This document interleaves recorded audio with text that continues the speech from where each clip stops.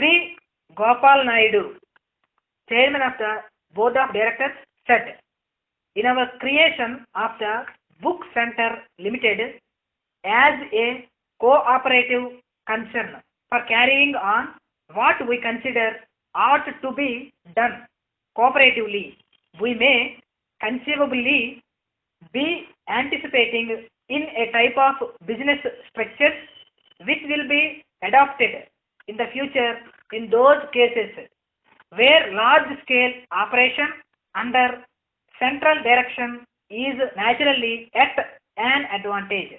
The recent articles in the Times of Private Enterprise have stated that parallel with a tendency towards large-scale and central operation, there is a requirement that the resultant large organization, in some cases, monopoly, shall be under some control other than the sole control of shareholders interested in the rising of the resulting profit.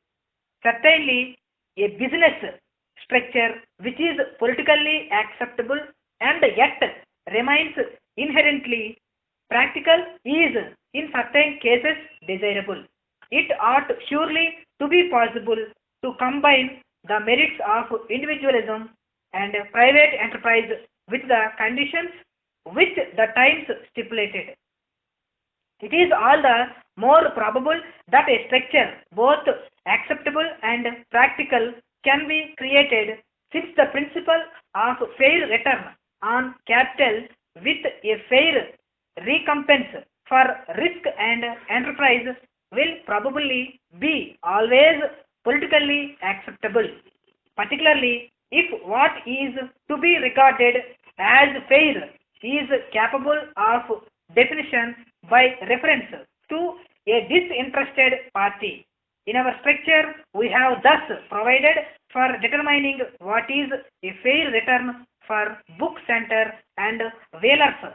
In the case of Book Center Limited, the majority of the board consists of the publishers whose books are being distributed, and in the case of Whalers, the majority consists of booksellers and publishers, all of whom were elected under the authority of their respective national association of publishers and the booksellers. Moreover, if a question arises in the control of these two companies as to what is to be considered fair, provision is made for reference to what is in effect arbitration. In regard to the future tendencies of distribution, I personally believe that manufacturers will, in their own interest and in the interest of retailers, organize joint distribution of their own goods rather than each continue to pay for a small scale organization, giving a necessarily very limited service to the retailer. I also believe that this joint distribution will tend to be organized as a cooperative concern and not as a new and unrelated business coming in as middlemen. I consider that in the case of the distribution of books, there is even more reason to accept these tendencies than in most other commodities. I say this because individualism is the lifeblood of publishing. Books will always, I believe, and I know most of us hope, be produced by many publishers. I cannot visualize the super publisher so full of vision and efficiency that he will so excel all other men in taste, in enterprise, in faith, and in feelings for books, that he will monopolize book publishing. Nor can I envisage the economic conditions under which only a few really big houses will monopolize the author, the printers, and the booksellers, and prevent the emergency of that most individualistic creature, the rising publisher. If I am right in thinking that no one can keep a good publisher down, it will naturally mean that booksellers will, unlike other retailers, necessarily have to get their supplies from not only one or a few ultimate sources, but from a greater number. This need to have as many sources of ultimate supply as there are manufacturers producing goods is a condition peculiar to the book trade, including publishers, printers, and booksellers. You will know that the Copyright Act and the instance by the public that a book with another title is not even just as good force the bookseller to open an account wherever good books are produced, and this in practice means that the must buy ultimately from a vast field of publishers, not to mention from learned and other societies. Moreover, there will also be great variety in the number and type of book published by each publisher, and it is therefore impossible for any but the very largest bookshops to be able to carry in stock even a high proportion of the books which are available, and for any of which the vast variety of the general reading public may at some time ask. The book trade by custom has made the retailer pay the cost of carriages.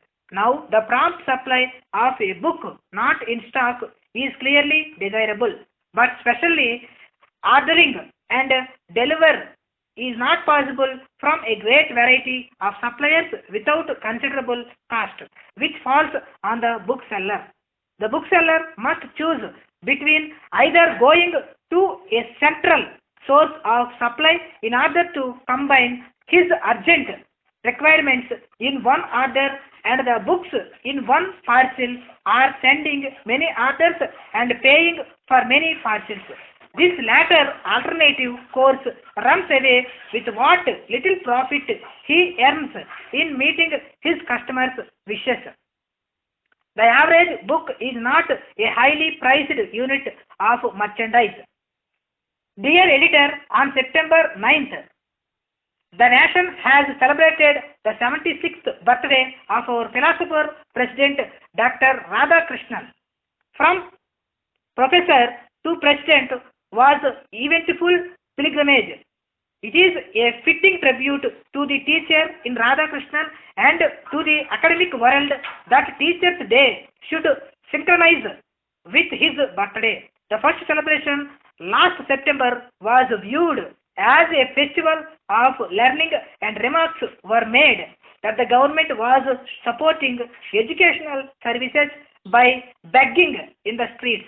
I venture to suggest that in a democratic country, begging for public good as a measure of cooperation of the public, like the sale of TB seals, becomes necessary, and here too the teachers' services were re-questioned.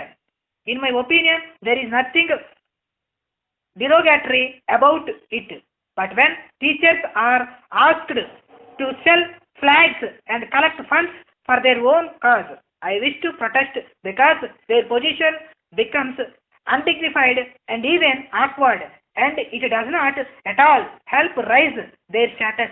May I suggest that there is a way of raising them in the public esteem. It is not enough for a subcommittee is formed to the Teachers' Welfare Trust and it functions at state level. The government has to organize the formation of similar committees at district and committee levels with official and non-official retired educationists and members of Lions and Rotary clubs. I would suggest that district collectors should be the overall presidents for the districts, and the teachers should be left out of the business of selling flags and collecting funds.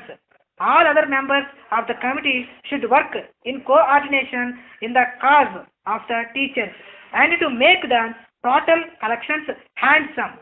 I would like to suggest that the sale of flags should be entrusted to all departments of government, but to make the celebration a significant national event in the day's program may be included meetings where parents might be invited to attend in large numbers and discuss parent-teacher cooperation, student-teacher relationship, maintenance of discipline, measures to raise standards, etc.